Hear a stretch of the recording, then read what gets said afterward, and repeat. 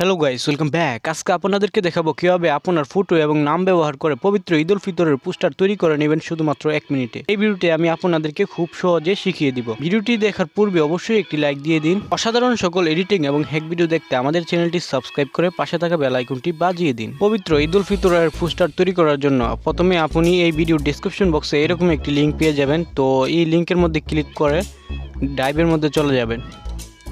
তো ড্রাইভের মধ্যে আপনাদেরকে দুইটি ফটো দেওয়া থাকবে। তো দুইটি ফটো এখান থেকে ডাউনলোড করবেন। তো কিভাবে ডাউনলোড করবেন?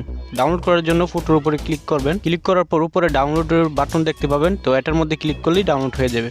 এভাবে আপনি ফটো দুটোটাকেই ডাউনলোড করে নিতে পারবেন। ওকে, ডাউনলোড হয়ে গেলে চলে যাবেন প্লে স্টোরে। প্লে স্টোরে যাওয়ার পর লিখে নেবেন PicsArt। PicsArt লেখার পর আপনি এই অ্যাপসটি ডাউনলোড করে নেবেন। ওকে, আমি ডাউনলোড করে নিয়েছি, আপনারাও ডাউনলোড করে নেবেন। ডাউনলোড হয়ে গেলে চলে যাবেন আপনার গ্যালারিতে।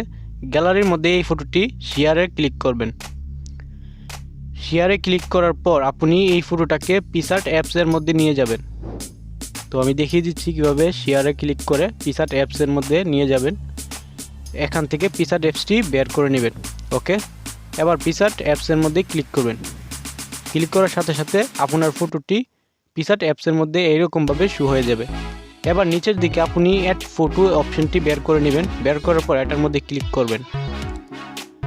করার পর আপনার ব্যাকগ্রাউন্ড রিমুভ করা ফটোটি এখানে দিয়ে দেবেন। আপনি যদি ব্যাকগ্রাউন্ড রিমুভ করতে না পারেন তাহলে আমাদের এই ভিডিওটি দেখে নেবেন। ভিডিওর লিঙ্ক ডিসক্রিপশন বক্সে দিয়ে দিব, আর উপরে আই বাটনে ক্লিক করে দেখে নিতে পারবেন।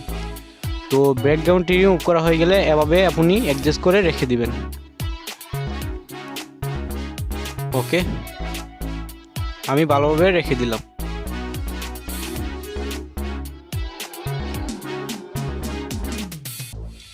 প্লাস আইকনে ক্লিক করার পর আবার চলে যাবেন অ্যাড ফটোতে।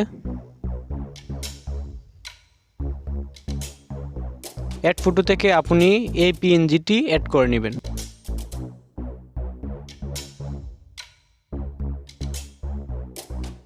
তো এটাকে এভাবে নিচের দিকে রেখে দিবেন।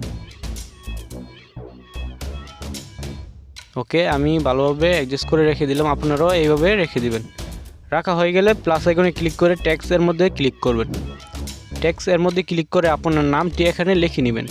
তো আমি আমার নামটি লিখে নিলাম, আপনারাও আপনার নাম লিখে নেবেন। লেখা হয়ে গেলে ওকেতে ক্লিক করে আপনার নামটি এই PNGর উপরে রেখে দিবেন। তো এইভাবে আমি রেখে দিলাম, আপনারাও রেখে দিবেন।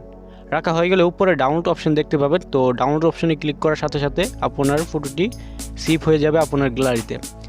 ভিডিওটি ভালো লাগলে একটি লাইক, একটি কমেন্ট করবেন, আর সাবস্ক্রাইব যদি না করে থাকেন তাহলে সাবস্ক্রাইব করে পাশে থাকবেন। দেখা হবে পরবর্তী ভিডিওতে। আমাদের সাথে থাকার জন্য আপনাকে অসংখ্য ধন্যবাদ।